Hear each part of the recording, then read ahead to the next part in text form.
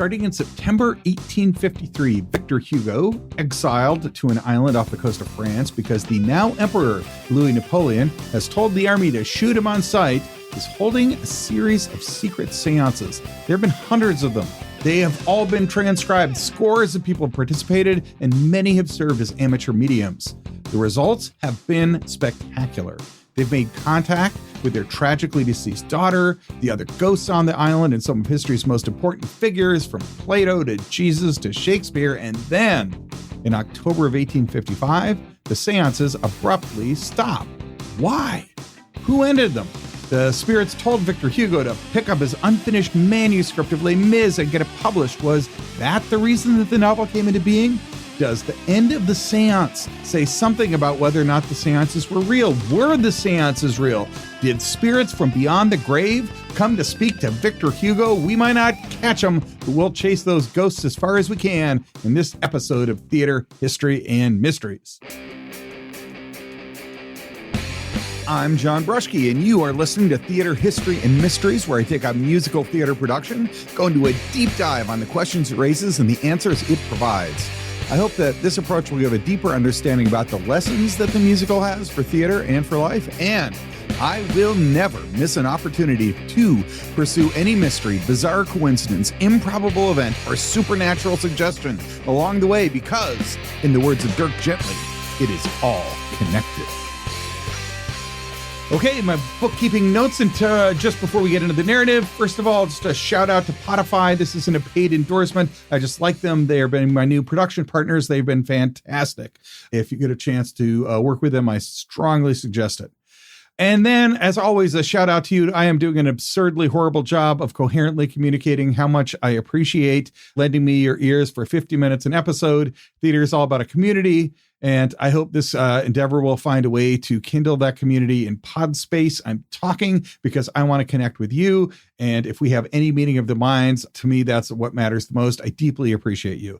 There is, of course, a gritty commercial side to all of this, and we do need to pay the bills, and your support can help make that happen if you just start hitting follow or subscribe or however that works on your player so the new episodes automatically show up on your feed. That's enormously helpful. More even than that, please post or rate the show. It makes a huge difference. Sharing it with friends, giving it a shout out on your own personal media will make a big difference. This is the final episode of The Origins of Les Mis. It will make more sense if you give the first 5 of these episodes a listen if you haven't already done so, especially the immediately prior one, which talks about the content of what happened in the seances. If you get that underneath your belt, we will now move forward. So we will tackle in order. Why did the seances end? Why did Les Mis get published? And finally, the mother of all the big questions, were the spirits real? Okay, why did the seances end? Here's a direct quote from Jan Matlock in the year 2000. Jan is from the University College of London and is writing in a journal called Diacritics and says this, quote, "No one has ever known quite why the seances stopped. Some blame the death of Delphine de Girardin on June 29th, 1855. Others say it was because a member of Hugo's circle on Jersey, Paul Alix, A-L-L-I-X, went mad in October of 1855. Others attributed in part to the madness and death of Henneken the preceding year. Still others, and this I think is the most likely explanation, according to Matlock, associate the abrupt end of the seances with Hugo's expulsion from Jersey on November 2nd, 1855. End quote. Henneken, who's referenced in that selection, was a prominent spiritualist who did table turning, published a book, went insane, and died. Death and madness were commonly attributed to his work as a medium. He's kind of a minor character in our narrative, and my source on this is Wikipedia, so I haven't done a deep dive into Henneken other than it was a public figure popularly associated with spiritualism who went insane and died. But there are at least 4 possible reasons that Matlock has outlined there. First, the Delphine de Girardin died.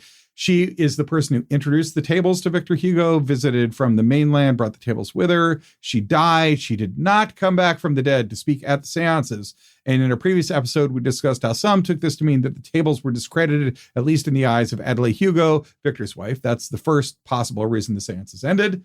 The second is the madness of Jules Alix. The third is the death of Henneken. And fourth, that Hugo had to leave the island. That's 4 possible reasons, but others add to this. Chambers gives us a number 5. Chambers is writing a book on the spiritual life of Victor Hugo. He's the only person who has English language translation of the transcripts of those seances. He believes that science has proven that spiritualism is real, but he does write a very credible academic book, and that was introduced in previous episodes, is also in the show notes. According to Chambers, the 5th possible reason is that Hugo lost faith because the tables just started saying things that he already knew. And number 6 is that everyone lost faith in the tables because they had predicted that Louis Napoleon, that is the tables, had predicted that Louis Napoleon would be deposed within 2 years of 1853. And as it got into 1855, it was very clear that the table was wrong about that. And Stevens, who wrote an account of the life of the Hugos while they were on the Isle of Jersey, says that even Vacquerie, he was a friend and a huge adherent right after the first seance, was beginning to think the table, quote, merely articulated the thoughts of those present, end quote. That's the 6th possible reason. And the 7th is given by Rob. Rob wrote one of the most prominent and one of the most readable and one of the most well-researched biographies of Victor Hugo. He's sort of the canonical source on this. He says that Mademoiselle Adelaide, that is Victor's wife, uncharacteristically put her foot down. Victor was writing love poems to a ghost called the White Woman, who we talked about in the previous episode. And Adelaide just got too jealous. And so she put her foot down and said, I can handle a lot, Victor, but I can't handle you writing poems to dead people. Okay, so those are at least 7 possible reasons why it is the seances died. Here are the ones that I just don't buy.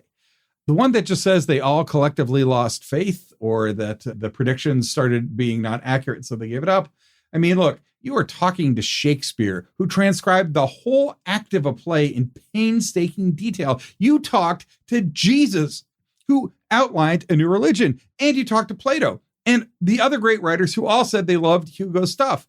They could tell people what they were thinking. They could speak in foreign languages that the medium didn't know. That's the spirits could. Albert Pinson said his dead brother told him something so convincingly personal that he couldn't repeat it.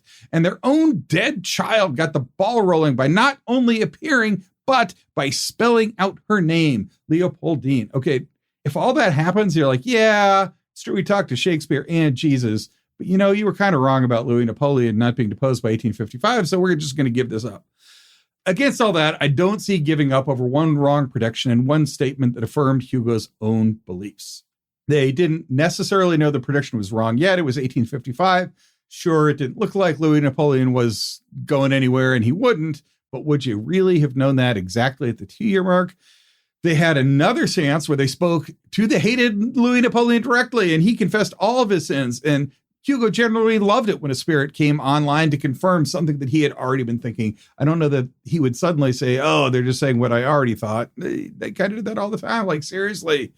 The spirit of Shakespeare is through Act 1 of a new play from beyond the grave, but you cut him off because it looks like one prediction is off. And I can't overestimate how many great thinkers and big ideas are in those seances. In fact, all the books about this just have lists of hundreds of names of people that you could talk to. It is true that there is plenty of ambiguous content in the seance transcripts, sure, but I don't think that's enough to suddenly lose faith in it after 2 years. And I only bring this up because other authors have frequently cited those two things, that Louis Napoleon was still in power and that Victor Hugo was told something about pantheism that he already believed. So I'm not buying those as the reason that the seances stopped. And I also don't buy that Adelaide is jealous about a poem written to a spirit. I had earlier alluded to the romantic entanglements of the Hugo family. There were a lot of affairs going on. And as far as Victor goes, earlier I had said I was reluctant to judge his relationship with Juliette Drouet and his wife Adelaide 150 years after the fact, which remains true. There was a lot of sex going on. Adelaide herself had multiple affairs. And I'm not judging Juliette or Adelaide. They knew the score. They knew that Victor was unfaithful. They were living in a really restricted time where they didn't have a lot of options. And I'm not sure it's fair to judge them or their behavior by today's standards. They had to do what they needed to do to make their lives as best they could. And it was clear they weren't going to change Victor's philandering ways. But Victor, he was an extreme outlier. He is said to have had more lovers than poems. And he wrote 19 volumes of poetry. In one 200-day period, he was said to have had more than 200 lovers. And it wasn't just his official mistress, but like literally everyone from the servants and workers on Jersey to the first person he met when he got Waterloo to finish the book. Rob says that his memoirs show an unusual attachment because he usually recorded the names of the women that he had met and immediately had sex with. But he also says that a strange number of his partners went mad or died. Victor was not just somebody who had a wife and a mistress. He was somebody who would have sex with any female that he found attractive that was willing to have sex with him, and that was hundreds of people. I'm not really here to judge his sexual exploits either, although he was definitely taking advantage of women. He well knew that he was exploiting. Like if one person understood the limited choices that women had in France at that time, it was the author of Les Mis. He's got a lot to answer for on that front. And yes, it is ironic that he would be such a publicly powerful advocate for women's rights and such a privately creepy old man. But in his mind, I think he actually believed both and didn't see a contradiction. That philosophy wasn't going to help any chambermaid he impregnated or any lover who was found criminally guilty of adultery, as one of his lovers were. But there were both. You know, I don't think it is unusual for someone to come up with a philosophy that justifies the lifestyle that they want to live. There were plenty of cultists who believe in free love. Victor Hugo was a smart guy, and he'd managed to come up with a philosophy that meant he was both a powerful advocate for women's rights, and he would sleep with the maids that came by to clean his house. But let's just say there was a lot of it going on, and it was pretty out in the open. Juliette Drouet was the mistress, but frequently came to the same seances that Adelaide, his spouse, was at. So I just don't see Adelaide as drawing the line at a poem to a ghost. Like, you've had literally hundreds and maybe thousands of lovers, and you brought your mistress to live 2 blocks away on this island we're exiled on, and you keep inviting her over to my house to attend the seances. But what I just can't abide is that you wrote a love poem to a dead woman. Sidebar, I myself have written a love song to a ghost, but it was really experimental. I just had like a new recording device and I wanted to do something, and I didn't have anything on hand. So I wrote a new song, and I just finished watching a reality ghost show on TV. But let me assure you, that song would not make anyone jealous. My wife found it amusing. Anyway, here's what probably did not end the seances: 2 wrong predictions or a love poem to a ghost. And I also don't think it's that he just left the island of Jersey. He went from the island of Jersey to the island of Guernsey, which had its own ghosts, and bringing along 2 tables would have been no big deal. Rob might be right that once he got to Guernsey, he had decided he was more interested in writing, but Monroe is not right that the trip to Guernsey and away from Jersey is what ended the seances. There's a quote from Hugo about the dead being dead that Monroe cites, which could mean many things, but there were other ghosts besides the spirits, including plenty on Guernsey, and there's no evidence that they tried seances on the new island and they didn't work. There are better explanations of that. The Hugo family did not get to Guernsey and decide they were going to stop the seances. They decided to stop the seances, and I'm gonna give you a pretty detailed explanation why. Okay, so that basically leaves 2 possibilities. They quit because it got to be too boring, or they quit because it got too scary and dangerous. And do note, if it's getting too scary and too dangerous, like the spirit activity is escalating, that makes it seem like the ghosts are real, doesn't it? In the dangerous vein, Stevens reports that Hugo couldn't sleep. There were ghostly knockings that were creeping everybody out, and the white woman was showing up and scaring people, and Hugo's doctor recommended that they stop, according to Stevens. One particular danger was insanity and death, and one possible example is Henneken. Let's talk about the person at the villa who went insane. Now, this is going to be what you really are hoping for as a storyteller, is you come across something that is both true and utterly unbelievable. Like if it didn't actually happen, you couldn't make it up. We are at that moment in this narrative. Okay.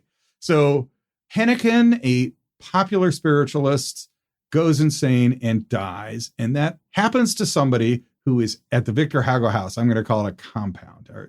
Okay. Here are the quotes. This is from Graham Robb, the most academic and most respected of the Hugo biographers. Quote, "One of the devotees, a young man called Jules Alix, turned up one day with a loaded pistol, announced that he was God and had to be sent to the asylum." End quote. Graham does not elaborate. That's what he has to say. But okay, that's one. This one comes from Jan Monroe. Quote, "The seances only stopped in 1855 when Jules Alix, one of the other French exiles on the island, suffered a mysterious psychological breakdown while at Hugo's table." End quote. And this comes from Stevens. Quote, As the last straw, Jules Alex, an enthusiast for the tables, had gone mad during a seance. He sat immobile on the Hugo's blue sofa for 4 hours and merely said, "I've seen things." And 2 days later, Augustine, his sister, found him flat on his stomach trying to magnetize a watch so that it stopped at 12 o'clock. End quote. Ah, that is scary. You mess with the tables, and then a malevolent spirit possesses or attacks you, and it drives you insane. The Hugos find that this has happened to poor Jules Alex, and they couldn't risk a further loss of sanity amongst their guests. It was the last straw.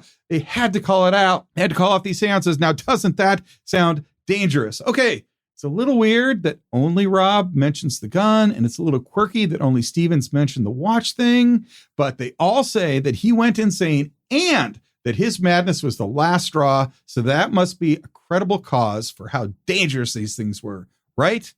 Well, let's learn a little more about Jules Alex, this devotee, in the words of Rob, and quote, young man. And let's keep in mind that talking tables didn't really exist before 1848. Okay, Jules Alex was born in 1818. So by 1948, he's almost exactly 30 years of age. That's not old, but it's not young, especially in 1800s terms. Calling him a young man almost gives the impression that he's an innocent. And if anything, but if you're 30 years old in the middle of the 1800s, you better have a career in mind and a path in life. You are not an impressionable acolyte anymore at that age. Calling him a young man, I think, is shading what's going on.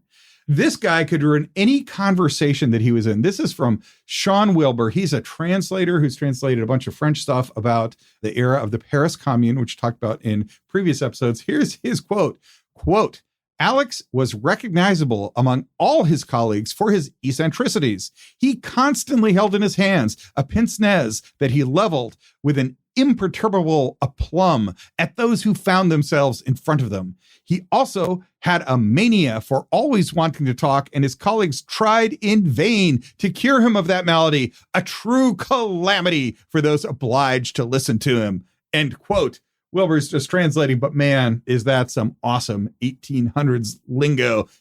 He always wanted to talk, a true calamity for those obliged to listen to him. All right, so the guy can talk a lot, doesn't seem super popular. Why was he there? There are two reasons that he was there. The first was that his sister was, and she was romantically entangled with Charles. And Emile de Girardin, yes, the spouse of Geraldine, who had brought the tables in the first place, actually thought some of his ideas had merit. So Jules Alex is there because the woman who brought the seance tables to Jersey in the first place has a husband who believes in Jules Alex and thinks he's an okay guy. And because his sister is dating Charles, he gets to stay on the island. And finally, we will discover he's there because he has been sent there as if by a prison sentence. Okay, that's why he is on the island. But thus far in his life of 30 years, he has distinguished himself in two ways. The first one is that he was part of an assassination plot in 1853 at a place called the Hippodrome, which I just mentioned because I like saying Hippodrome. The plot was foiled, and he was put on trial with many co-defendants. I think there were 8 defendants total. He was 1. Here's what Wilbur's translation has to say about his performance. Quote, "The performance of Alex in the trial, where nearly all the other defendants had a proud and dignified countenance, with the defense presented by its lawyer, Mr. Didier, would not have led one to suppose that Alex had ever had the pretension of becoming a politician. His recent sojourn in a nursing home, from which he had come far from completely cured, was not." End quote. Chambers puts it more succinctly this way, quote, "Jules had defended himself with such insane utterances at the trial that the judge had first wanted to send him to the asylum at Charenton. Then, as a compromise, they decided to banish him to Jersey. Alex had a reputation for eccentricity and violence that made most people try to avoid him." End quote. All right. First thing that he is known for is not just attempting to assassinate Louis Napoleon in a failed plot, but acting so nuts at his trial that he was exiled rather than thrown into an insane asylum. That's the first way he had distinguished himself. The second thing he was known for was snails. But not like snails as biological creatures that a malacologist might study. Yes, malacologist is the word for one who studies snails. And yes, I did have to look it up, but he Jules is not studying snails to learn about snails. He's studying snails as parapsychological transport agents and potentially secret agents. This also comes from Chambers. Quote, 4 years earlier in Paris, Jules had been involved with a half-mad occultist named Jacques Toussaint Benoit, Benoit, in an ill-advised project that had made the two of them the laughingstock of the Parisian upper crust for several months. Benoit had gotten it into his head that two snails that have mated always remain in permanent communication, no matter how far apart they are. Benoit had come up with the idea of placing a box of 26 snails in every major city in the world. Each snail represented a letter of the alphabet, and then all the snails that represented the letter had previously mated with each other. So you could spell out a message by pressing one snail after another, and since the astral fluid of the snails was independent of space and time, the message would be received simultaneously in the destination city. Alex had enthusiastically thrown his support behind Benoit's project. In late 1851, the occultist gave a demonstration in a room in Paris. The experiment was a total failure. Benoit was caught fraudulently manipulating the receptor snails. This diminished not one whit Alex's enthusiasm. End quote. Oh, wow. Sometimes you come across a piece of reading that you just feel like you should savor. So I'm going to go with Alex was crazy before the seances of 1853. And he was not a promising young man and an enthusiastic devotee, but a guy who was a party foul and killed any conversation he walked into. Like, nobody invite Alex to the seance. That dude's going to ruin it. He might start talking. If the spirits got rid of Jules Alex, that was probably a reason to keep them around, not a reason to stop the seance. It's like, man, we've not been able to get this Alex guy to go away, but the spirits did. Go spirits. I believe in you even more. So what was that seance like where Alex went insane? The long play version is worth reading. Charles and Vacquerie are there, and they're waiting for Alex to start the seance. Before we take this as unqualified truth, Chambers doesn't include any footnotes here, and he's writing in a style that makes it seem like he's dramatizing things, not giving a direct translation of source material, but here it is. This comes from the text on Chambers, and I'm going to read this for the next couple minutes. Quote, Auguste sat down in his preferred place 2 chairs away. 9 o'clock, he said. Seance time. Nobody here? No, said Charles. He looked around. Alex said he would come. You mean we'll be all alone with that lunatic? Just then, a shadowy figure with the vague silhouette of a tilting scarecrow detached itself in the utmost slowness from the darkness at the end of the kitchen and began to move forward, unsteadily, almost at a crawl, as if it were unaccustomed to darkness, too light to everything. It began to take on a human form as it slouched past the flickering light of the candle on the kitchen table. It approached them and spoke in a sepulchral, haunted voice. It is I am come, Jules Alex. Ever afterward, Auguste would wonder if Alex had heard his remark about lunatics. Now, Alex advanced slowly, wordlessly toward them, his black frock coat gleaming dully in the uncertain light of the candles. He did not seem as tall as before. His face was haggard. He approached to within 5 feet of Charles and stopped. His arms dangled by his sides. In one hand, he held a black-rimmed monocle. In the other, he held a pistol, which he now raised and pointed at Charles. Charles got to his feet. How are you, Jules? He asked in a mild voice. I am God, said Alex, in a deep, abrasive voice that permitted no argument. He pointed the pistol at Charles' breast. And you, sir, are the devil. Charles gazed at him thoughtfully. Alex swiveled and pointed the gun at Vacquerie. And you, sir, you are the devil too. Auguste unwound his long gray suit frame from the chair he was sitting in and slowly got to his feet. His face was pale. He was trembling slightly. Alex turned back to Charles and pointed the gun at him again. And you, sir, you. He seemed to forget himself. He lowered the pistol and remarked, it seemed like an afterthought, and now let us talk of snails. Of course, said Charles evenly. Charles had been afraid, but now he was not afraid. A towering rage had replaced his fear. He reached to his right and with a single motion picked up the little 3-legged table and hurled it at Alex. It struck the enthusiast of telepathic snails squarely in the stomach. He doubled over with a gasp, dropping his pistol and a black-rimmed monocle. Alex collapsed to the floor slowly in a pile like a puppet whose strings had been cut. Auguste, scrambling over the 2 chairs, stood above him, staring down mutely. Alex rolled over on his stomach. Convulsions shook his body from head to toe. He panted a quick, dry, rasping pant. Abruptly, he swiveled around and faced the kitchen door. He began to pull himself across the floor on his elbows. With amazing rapidity, Jules, his long, incredibly thin body twisting from side to side, pulled himself from the dining room floor and across the kitchen floor. He seized the knob on the back of the door and pulled himself up to a sitting position. The door swung open and he jettisoned himself into the darkness of the night like some wretched piece of garbage. The door swung shut. In his departure, he left behind him a scene that the dining room at Marine Terrace had never witnessed before and would never witness again. First, Charles had watched in consternation as the long, dark, trembling figure crawled across the floor. Then, face suddenly contorted with anger, he aimed his booted foot at the little three-legged table that was lying on the floor where it had fallen beside Alex. He kicked the table hard. He kicked it again and again and again until finally it shattered into a dozen pieces. He paused, breathing hard. Charles, a voice came softly from across the room. Charles and Vacquerie looked up. Victor Hugo stood framed in the doorway of the hall. Charles, his father said softly, what are you doing? This is an odd sort of seance.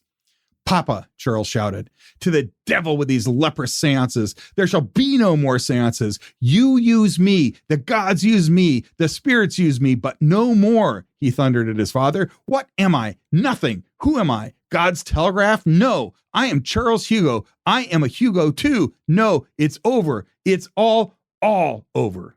He stopped. Yes, my son, said Victor Hugo calmly. Yes, my Charles, it is over. Charles, feeling calmer now than he had in several years, hardly heard his father. He was on the way to the door. Neither Charles nor Victor Hugo or Auguste Vacquerie ever spoke about that evening again, not to each other and not to anybody else. It was the last of the seances. We will get back to everything that means in a little bit, but as a crazy footnote, Alex actually recovered from that episode. He did end up at his sister's house, catatonically laying on the floor and trying to make a watch stop. But he would recover from that, and he actually got elected to the Paris Commune in 1890, but only by running in a precinct where nobody had ever heard of him, because any place he ran where people did know of him, he would have lost. His service was about what you'd expect. This is from Wilbur again. Quote, more myopic than ever, Alex regarded his neighbors more closely and insolently than before. He was also consumed by a constant desire to talk, which was equaled only by the desire of his colleagues not to hear him. End quote. Eventually, the Paris Commune arrested him, and then he got out before the government came in and killed the people in the commune, but the government also arrested him and sent him away to an asylum where he died. All right, here's the takeaway. The academic sources in this case are totally wrong about the role of Jules Alex, and they are definitely wrong about his insanity being the last straw. Probably it's the last straw for Charles, who hates being a medium and is mad at Victor. He just doesn't want to do it anymore, and it's not really going to continue without him. So it is more Charles has hit the end of it, and Alex's presence is just kind of there, but it's not like, oh my God, it's now getting so dangerous because this young acolyte has gone insane. One more sidebar, Monroe has a footnote where she says, where Jan Monroe, I'm not sure about the gender there, Jan Monroe says that they have seen the table, which isn't really possible if Charles, in fact, kicked it into smithereens. But there are two tables, so maybe he kicked one and Jan Monroe saw the other. Not entirely clear, but, just an interesting little sidebar. Okay, so those are the explanations about why it ended that are not the right ones. It does seem like what really ended it was Charles had just finally had enough, freaked out. Jules Alex was there, but that's not really what the crux of that episode was about. So, was it real? Monroe says there are 4 reactions to spiritualism of the day. And I'm going to use that as a rough outline, and then I'm going to update them. There are 2 approaches that definitely held that it was real. One from the Catholic Church was that it was real and it was evil. And the only debate was whether or not it was a new evil or an ancient evil.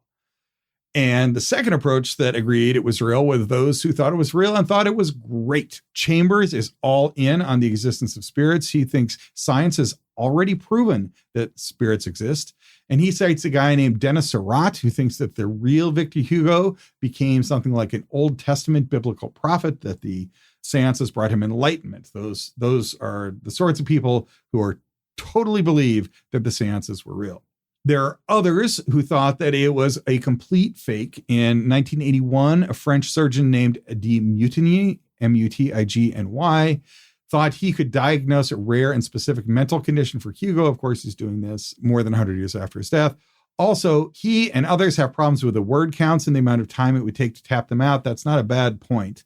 The transcripts, had to be tapped out one letter at a time. And if you add up the number of words, the amount of time it would take to tap that out one letter at a time, with any Z's or X's, that's going to add to be a long bit. Probably is not possible, but that speaks more to the verbatim accuracy of the transcripts. The transcripts, as we talked about last time, are themselves incomplete, but that's definitely a point against the reality of the seance. And of course, anybody who didn't believe in spiritualism, most famously Harry Houdini, would also think it's fake.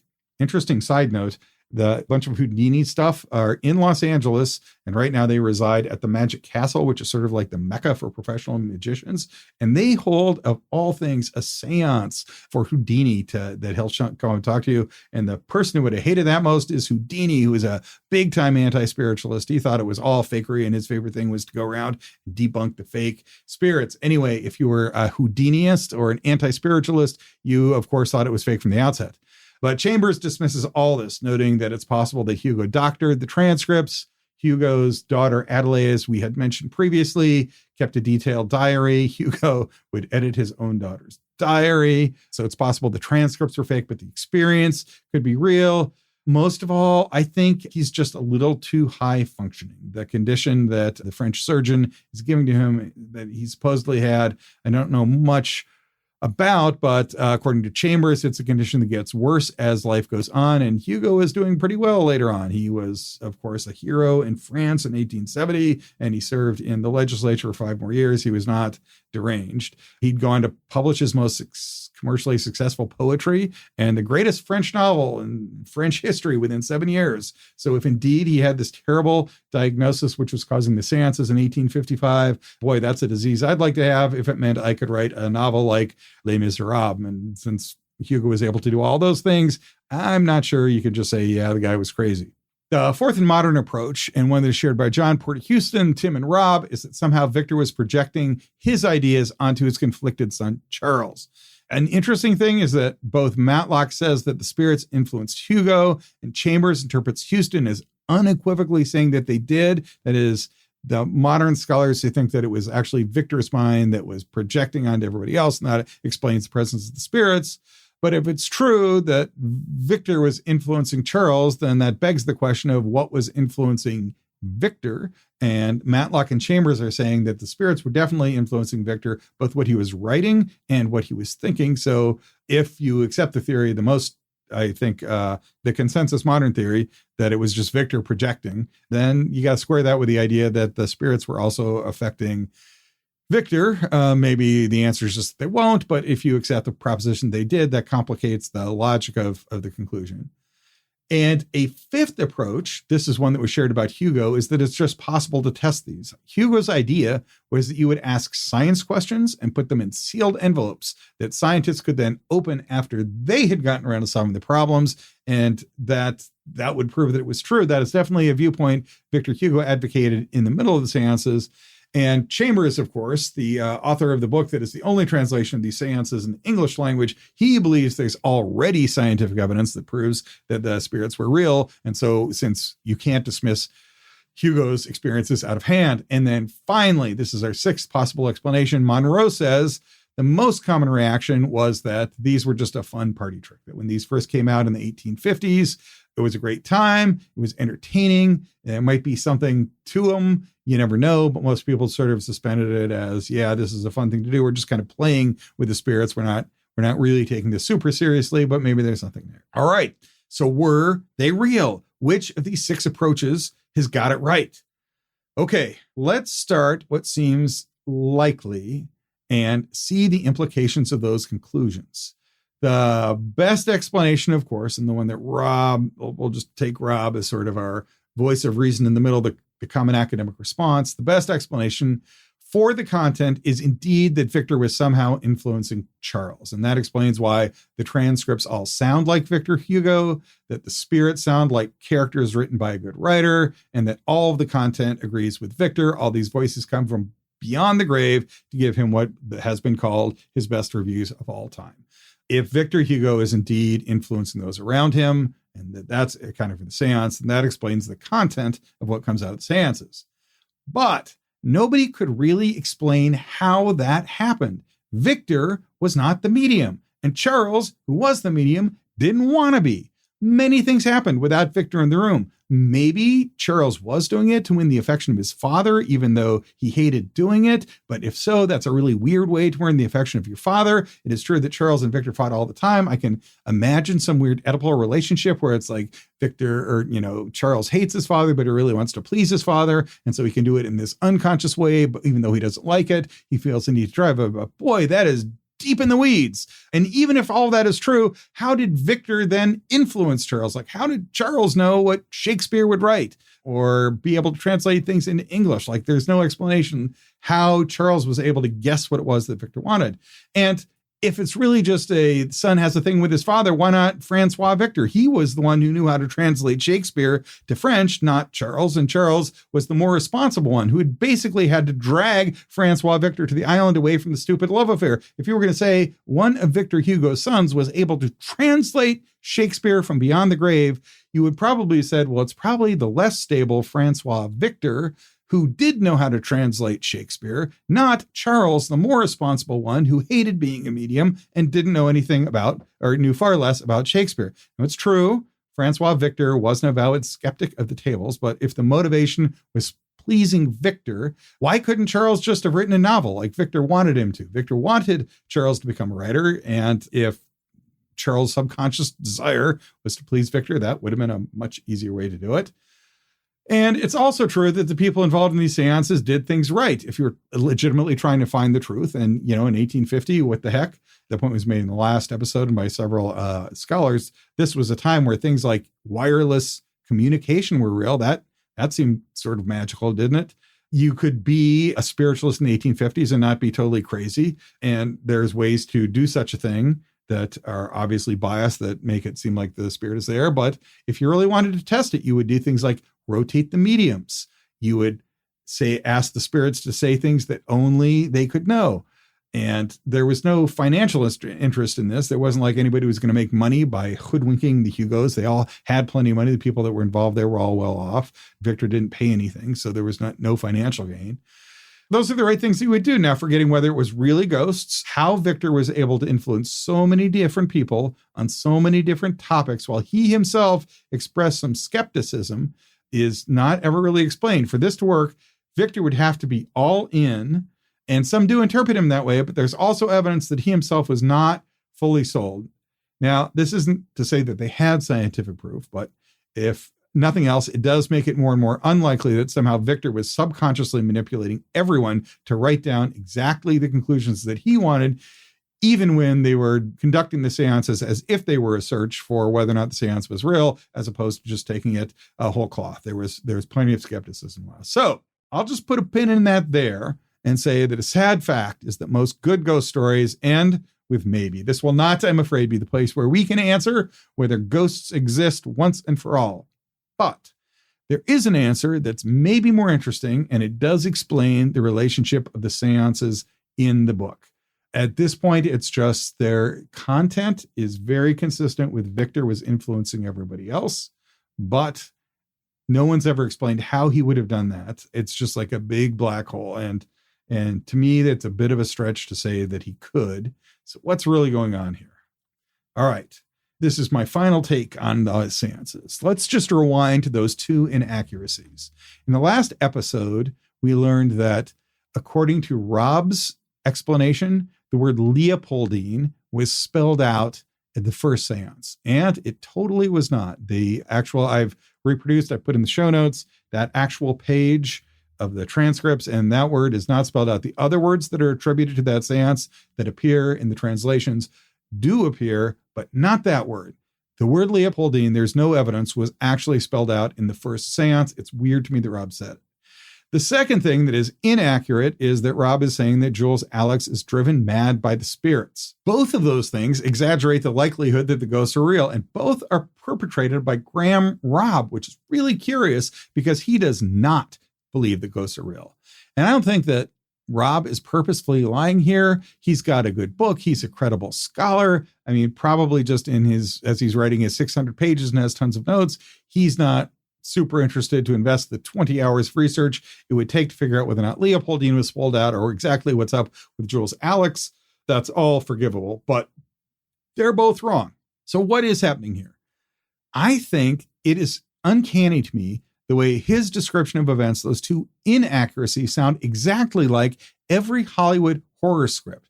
There's a seance that spells a name, and then a malevolent spirit is unleashed that drives someone to madness or death. That is literally the plot of The Exorcist. And it's so dominant that it's the way that ghost stories are just written now, ever since that movie was debuted in 1973. And I got to say, when I am not watching Lifetime movie offerings, I have spent a lot of time watching the true ghost stories, the reality TV ghost stories, Ghost Hunters, The Paranormal Files, The Paranormal Truth, Crimes of the Paranormal, Paranormal 911, where emergency first responders tell their ghost stories, The Unexplained, The Paranormal Witnesses, My Haunted House. It is my undying commitment to doing thorough research and not just reading my recent Netflix playlist that has led me to look at all of those stories. But trust me when I say far too much of my life has been spent watching made-for-TV reality TV ghost stories. What is common is exactly that plot line that Rob is reporting. First, there's something like a seance where a ghost spells a name, something like Captain Howdy, and then events escalate till somebody either dies or is possessed or somehow the evil spirit is defeated and cast out. That is very much a product of modern narrative, and I'm not sure that it only exists after The Exorcist in 1973, but it's way prominent after 1973 when The Exorcist comes out. So it seems to me like what Rob is doing is superimposing a modern Hollywood plot onto the events for the Hugos. But the Hugos, and especially Victor, never saw it that way.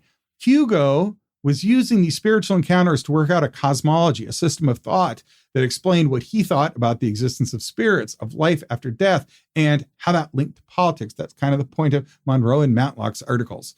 That's what the overwhelming bulk of these seances are about. There's an abstract entity or a great historical figure, and they show up and dialogue with Hugo about philosophy, life, the universe, and everything. That is what Hugo's getting out of the seances. But in the Hollywood story, the evil is let in, and then it escalates until someone is killed or driven mad. And that is not what happened with the Hugos. Jules Alex was not driven mad by the demon. Jules Alex was already mad.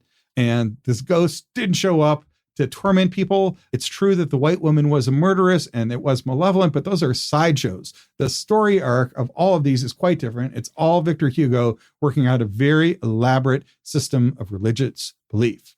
Okay. And that, I think, kind of bypasses the trickiest of the questions. Whether it is Hugo somehow getting everyone else in the house to express his own thoughts by having them tap out messages at a painfully slow pace, or whether there really are spirits that he's talking to or something else, what he's using the conversations for is to develop a system of religious thought. And the thought that he arrives at is the theme of Les Mis, which Hugo always insisted was a religious book. The conversations between that priest and the old politician, which are part of the text of Les Mis, were added after the 2 years of the spirit. So Victor Hugo is writing a book, which is one thing up until 1948. Then for 2 years, he communes with the spirits. Then in 1860, he picks it up again. And in that, he adds these exchanges between a priest and a politician, which explains his relationship, what is in his mind the true relationship between religion and God and the spirit world and the political world. And that shows up after he has experienced the seances. Those sections are the ones that Lashmat and others believe are key to understanding the book. And what the conversations with the spirits really did was refine Hugo's thinking on what he thought the relationship was, and that clarifies what the heart of Les Mis is. Those seances put the core message into Les Mis. It clarified what its thought was, and that thought is that our holiness is not judged by how well we worship an abstract entity, but how well we treat the most unfortunate members of society. Another version of this same theme comes from Matthew the Apostle, recounting the words of Jesus himself in the very first book of the New Testament. Quote, "Truly I tell you, Whatever you did for the least of these brothers and sisters of mine, you did for me. Then he will say to those on his left, depart from me, you who are cursed, into the eternal fire prepared for the devil and his angels.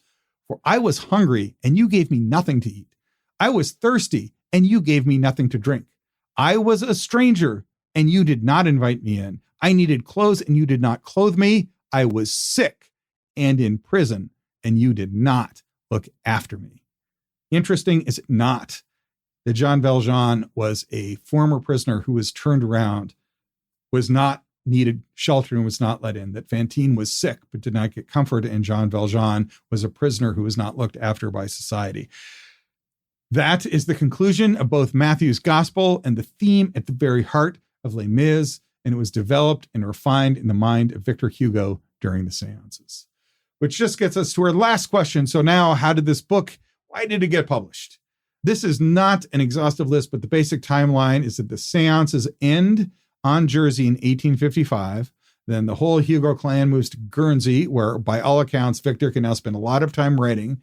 He publishes a book of poetry called The Contemplations in 1856. That becomes his most commercially successful book of poetry. He works and finishes another book of poetry called The End of Satan between 1854 and 1862. And then he picks up Les Mis on December of 1860 and publishes it by 1862. So he finishes in toto one work of poetry after those seances, and then he finishes a second book of poetry as he's completing his manuscript of Les Mis. So why did he decide to pick up Les Mis at that point? Well, one explanation is that he was just after getting exiled. It took him a few years to get back to his writing, and these sources, including Rob, say that he'd had a life-threatening disease and wanted to produce his magnum opus before he died. He thought he might, he didn't know when he would die. None of us do. So he turned to Les Mis to make sure he'd made his great statement in the world before his time on earth had passed.